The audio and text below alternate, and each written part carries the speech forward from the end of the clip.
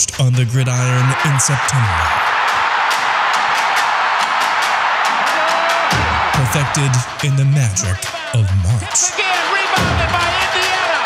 The game is over. For the fans who love the crunch of the pads, prefer a dunk, Oh, he just shook the gravity. and expect nothing but the best. It's Bigger Ten.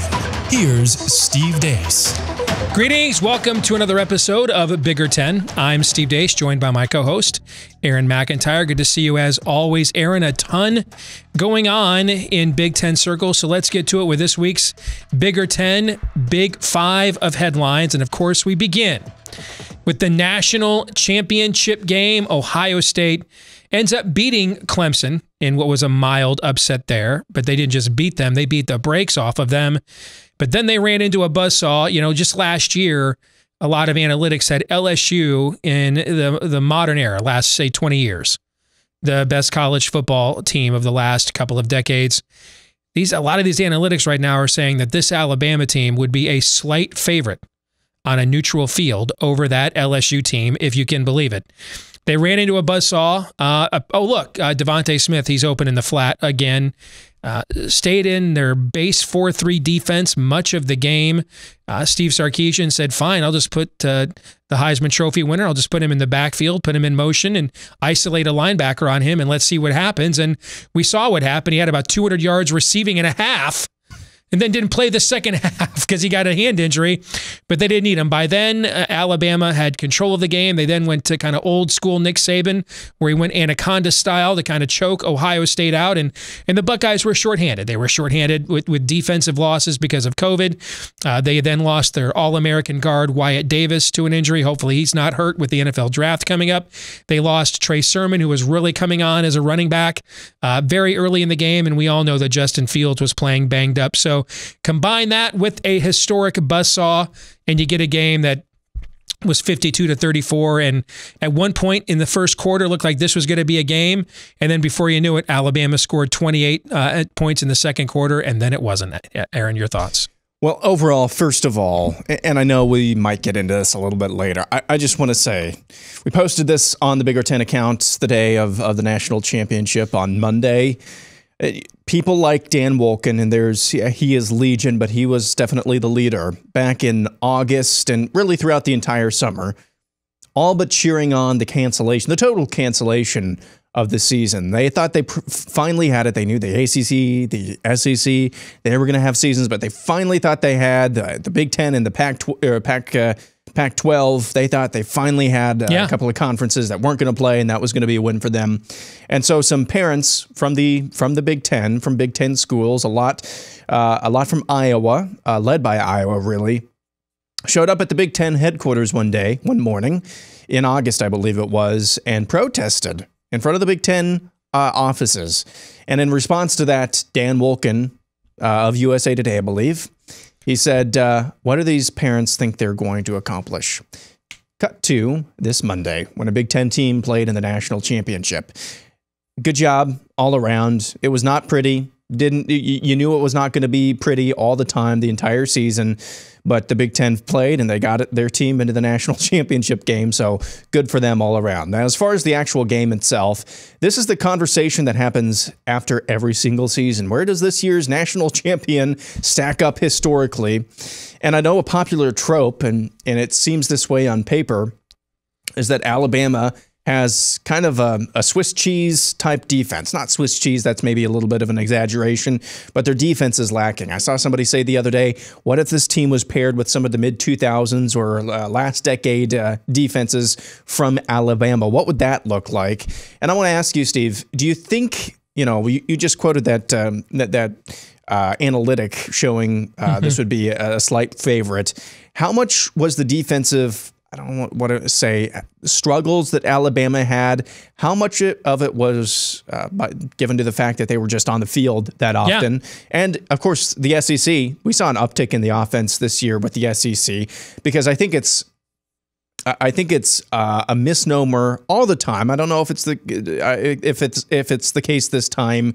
It's a misnomer to say, well, defense is bad because they gave up a lot of points. Maybe they gave up a lot of points because their offense was just scoring in 2 to 3 plays every time, and they're just gassed out there. I say all this to put it into context.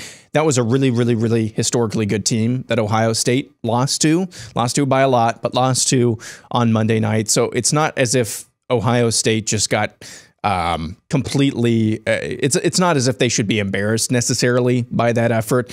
You hit on some of the coaching decisions. Just sit back and enjoy death by 1,000 cuts there.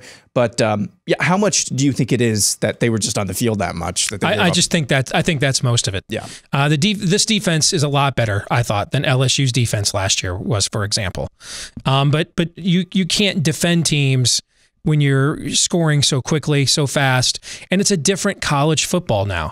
I mean, Nick Saban had to evolve. Clemson, through Deshaun Watson, taught him that he wasn't going to be able just to, when he got to the playoff, anaconda teams anymore, that those teams could stand up to him in the trenches. And so he was going to have to evolve and go to more of a big play offense. And that meant he was going to have to be willing to score win in higher scoring fashion, contrary to what the old defensive ball coach is accustomed to. And you've seen them make that evolution.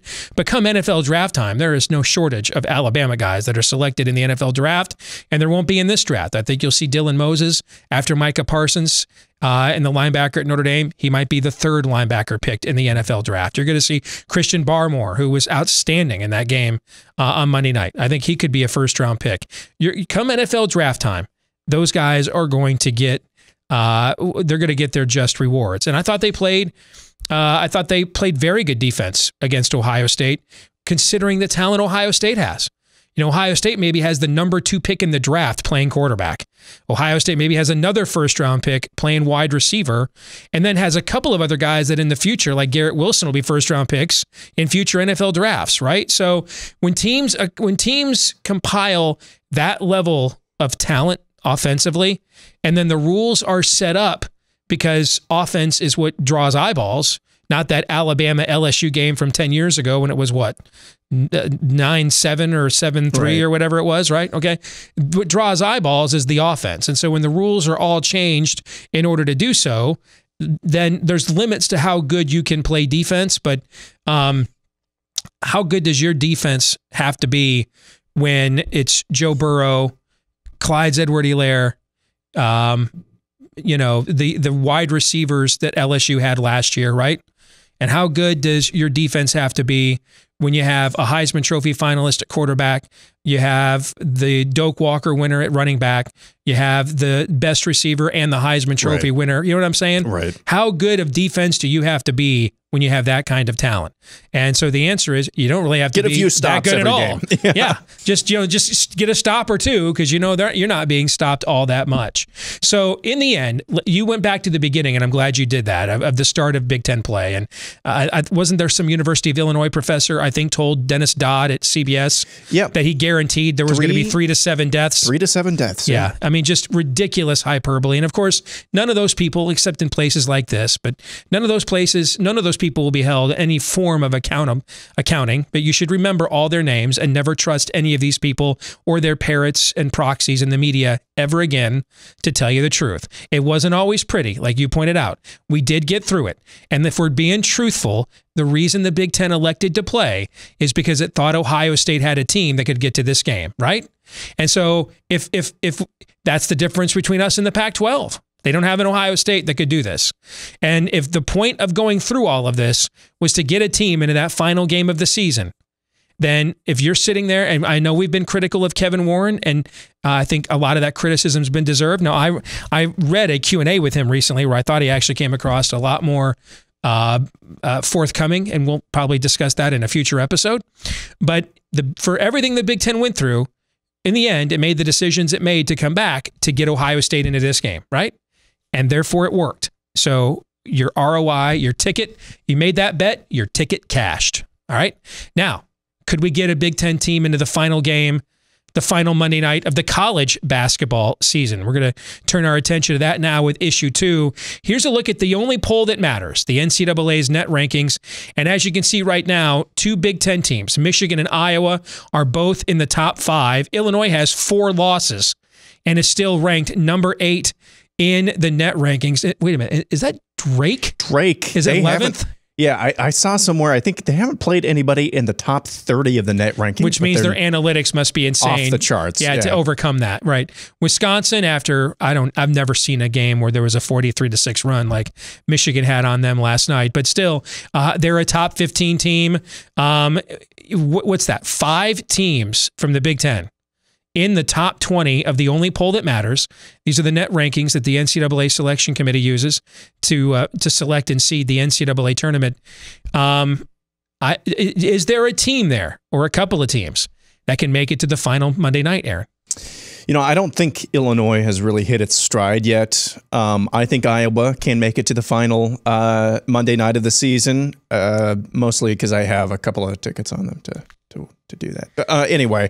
Hey, I'm sitting on a 35-1 Iowa to win the NCAA tournament. So I've got Michigan 40-1 and Iowa 35-1. So there you go. Yeah, I think I got it. But anyway, dude, Michigan, okay, they've got to be the biggest surprise. We thought they were going to be decent. I didn't really know what. No, I bet Michigan 40-1 because they're my favorite team. But I bet Iowa because I thought it was a damn good value. All right. You bet with your heart with Michigan. Yeah. The way they play defense, dude, like if Iowa is not hitting their threes, or at least a good percentage of their threes on any given night, even if they play above average defense, they're going to be at least in a rock fight, if not lose. If they're hitting their threes, a decent percentage of their threes, and they're playing above average defense, they're going to win against a majority of the teams. Here's the thing with Michigan, though. We've already seen this season. Was it Maryland that they played and they hit like no threes or something like that? Yeah. And they still won? They still scored in the 80s. It's ridiculous. They're number 1 in the nation in 2-point defense right now. They are going...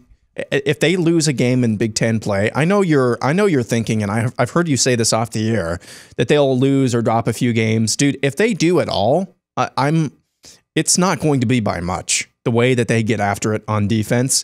And here's another underrated part of this. Michigan, very young team, if I'm not mistaken. Very young team this year, at least a lot of younger players playing. Mm-hmm. That's a huge benefit when you're going on the road. You don't have to worry as much about those guys getting rattled going into the Breslin Center, going into Bloomington, going into the Barn. You don't have to worry as much about those guys getting rattled. I think that's been an understated part of this entire story. Yeah, everybody talks about Wisconsin's experience, but Michigan's, out of its 8-man rotation, 4 of those guys are 21 or older.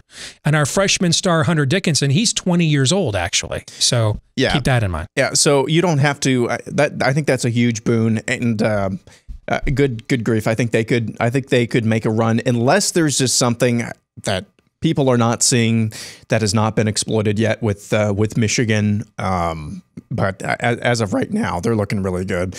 As I said before, Illinois really hasn't hit their stride. I think once they do that, if they do that, they could go to the end. Wisconsin right now, you've got to be bearish on. They can play good defense sometimes, it seems like, but they just can't shoot at the clip that's required, at least in this league, to be able to have any shot at running. But then again, that's always Wisconsin's MO. Overlook them at your own peril. So I would say 3 of the 4 teams in the top 20 there have a decent chance. Michigan right now is looking the best. I think Illinois is a really tough NCAA tournament matchup because you're not used to playing a team with a true 5. Now, Michigan has that in Hunter Dickinson too, but Kofi Coburn is another level of human specimen, right? And so how do you match up with a true 5 that's going to own the paint?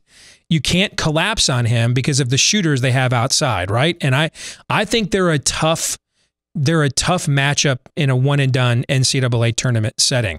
Real quick, back to Michigan. First time in the history of the AP poll that somebody has beaten 3 ranked teams in a row by 19 points or more. It has never happened, ever, in the history of college basketball. Every now and again, I mean that every now and again, in off or out of conference play at the beginning of the season, you'll see 40-point leads or 40-point wins every now and again.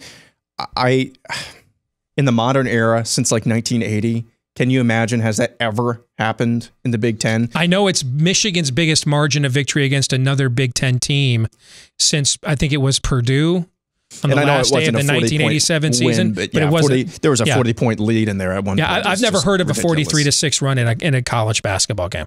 Not since I've been a fan, since 1983. Certainly not with power conference teams, anyway. All right, another Michigan story makes the top 5.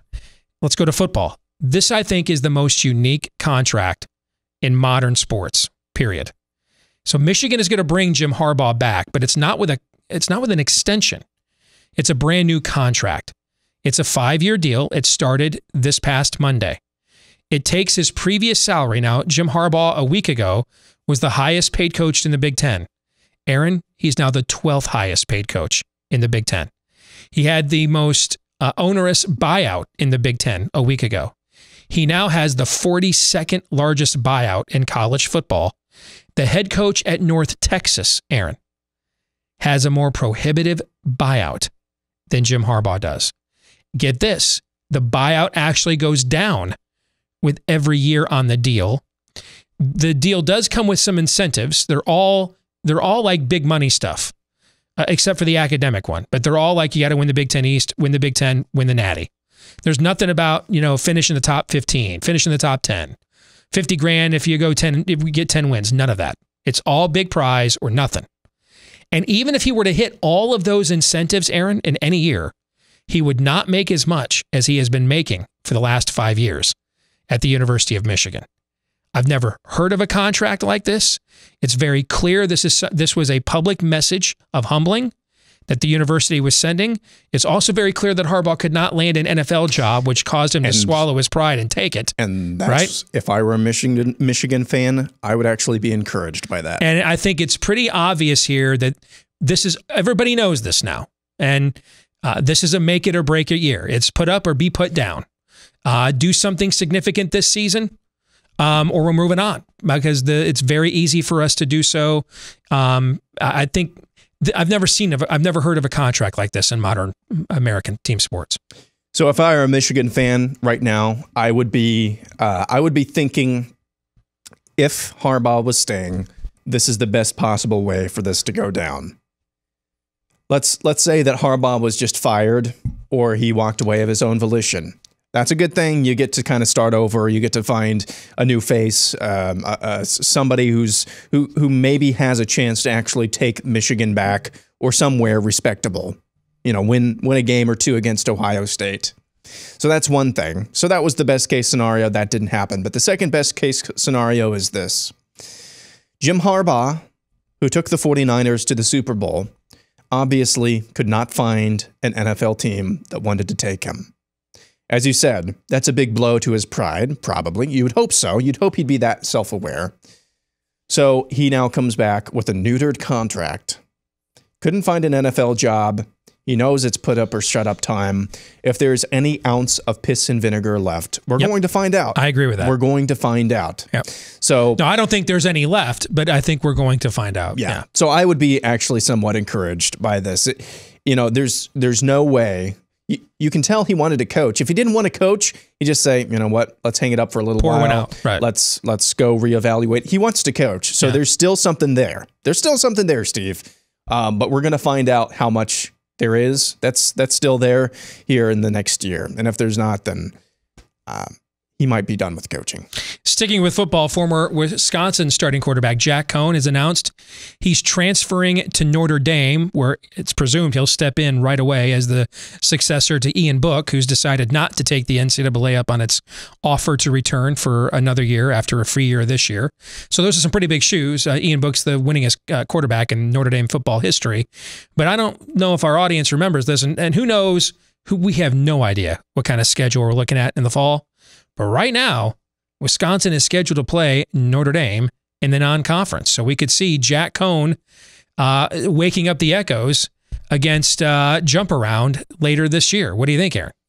I think this game is going to be played. I don't think you can say, well, you let your top team go to New Orleans, I think it was, and then Miami, and then not say, well, Wisconsin, Madison, and South Bend, they can't meet up. So I think big marquee games like this are still going to happen.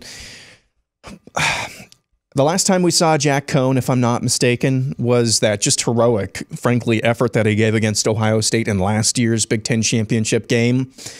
That was not the Jack Cohn that we saw for most of his career, though, at Wisconsin. Now, whether that's the system or whether that's his own limitations, we don't know. We'll find out at Notre Dame. We'll see what he can do. It could be some best case scenario. It could be something like Jake Rudock going to Michigan, has some more tools, has a better mind, maybe, who knows, to help him, to coach him along.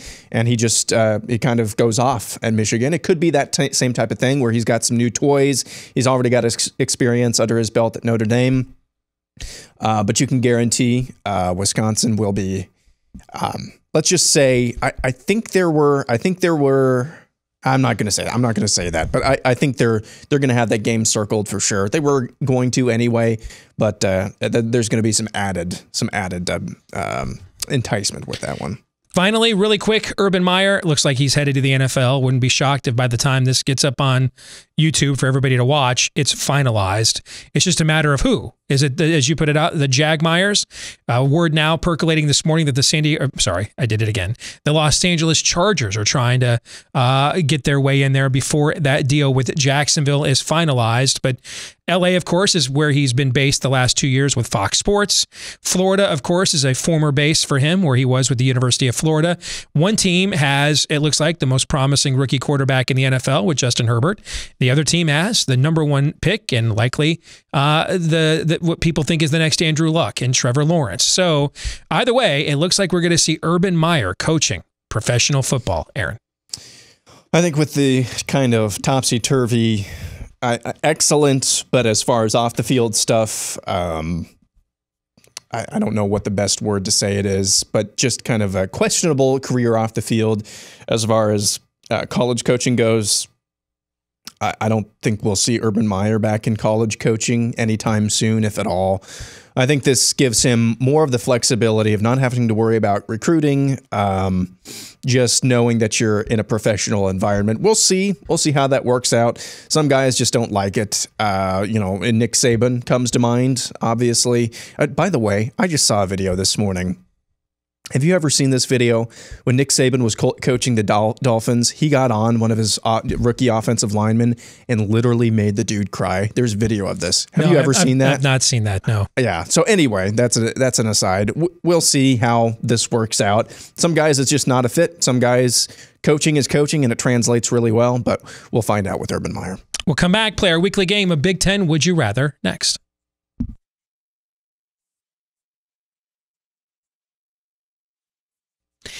Let's go. It's time for this week's game of Would You Rather here on Bigger Ten. And Aaron, you are up first.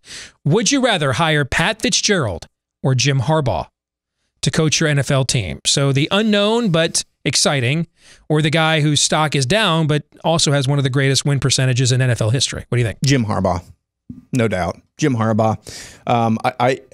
As far as I know, Pat Fitzgerald really doesn't have any NFL coaching experience. Nope. Start from playing, went right to being an assistant at Northwestern. Yeah. So if I'm an NFL team, there's billions of dollars riding on this, hundreds of millions at the very least.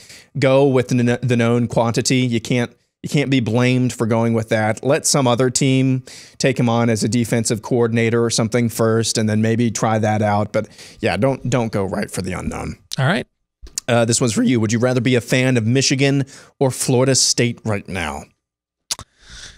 Two teams that should be blue bloods but are not performing as such. I think I'd rather be a fan of Michigan because Michigan has had better seasons more recently than Florida State has.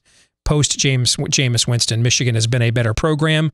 And I think Michigan is coming to a head with Jim Harbaugh, that you're either going to get the best Jim Harbaugh has left, or you're going to get a swan song. And then I think Michigan will make a hire of significance, somebody that I think will have a more impressive resume than what Florida State just hired from Memphis. So I think I'd rather be a Michigan fan right now. For you, would you rather not play a Big Ten basketball tournament this season to make sure you don't risk any COVID exposure before the Ncaa tournament begins because you'd have a full week off instead? Or would you rather go ahead and play it as normal? Play it as normal. I think there's no question about that in my mind anyway. Play it as normal. If you've made it through an entire regular season, why are you worried about a postseason tournament like Because this? you're worried that somebody gets COVID in the Big Ten tournament and then they're out for the Ncaa tournament. The entire Ncaa Yeah, tournament? because of the 2 weeks or whatever it is. Oh, okay. Yeah, that's well, why. Yeah. I would say change the rules then. Go back to regular. I like that. That's the third option. Nice. Final one is for you. Would you rather have a full 12-game schedule next season for football season with guaranteed completion or have a 10-game schedule with fans in attendance with no guarantees of even completing that? I would rather have the 12-game schedule next season. Some form of normalcy from a scheduling standpoint. And I'm pretty confident we're going to have fans in a significant number. I don't think it'll be full capacity. It could be 40, 50% in a lot of these places, but I'd rather have the 12-game season. We'll come back. We'll get this week's feedback of the week, Twitter poll results when we hear from you right after this.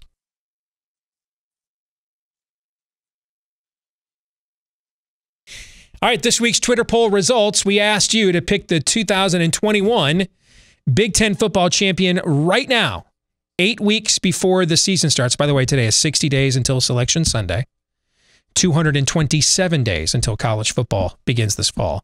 But 67.3% of you picked Ohio State. 32.7% of you picked the field. I'm guessing you and I would both pick the Buckeyes there, Aaron. If you put a gun to my head, yes. Okay. Knowing that they're going to be without Trey Sermon, Justin Fields, and everything else. We just looked at what they're recruiting and what everybody else is. Which brings us to this week's feedback of the week. And I hate this person because he's probably right. Eric Spicer says, I'll take Ohio State winning the next 5 Big Ten championships over anyone in the field winning even one of those next 5. I hate him. I don't like him at all. That being said, if that was the bet, I would probably, looking at, depending on the odds, unless you gave me like plus 300, plus 400, something like that, I'd probably have to go ahead and pick Ohio State again. You know, it's not the Big Ten Conference. Gosh, I want to shower after that. But it's not the Big Ten Conference. It's the Big Ten Conference. I hear what you're saying. Yeah. That's well done. That'll do it for this week's episode of Bigger 10. Don't forget to follow us on Twitter at Bigger 10 to keep up to date with what we think about all things Big Ten related and more. Also, you can make sure you like, rate, subscribe, 5-star review, share, thumbs up, thumb down, whatever platform, iTunes, Stitcher, Google Play, YouTube you use to access us each week on Bigger 10. The more of you that do that, the more it helps the show to grow and reaches other Big Ten fans just like you. For Aaron McIntire, until the next time, I'm Steve Deace, and this is Bigger 10.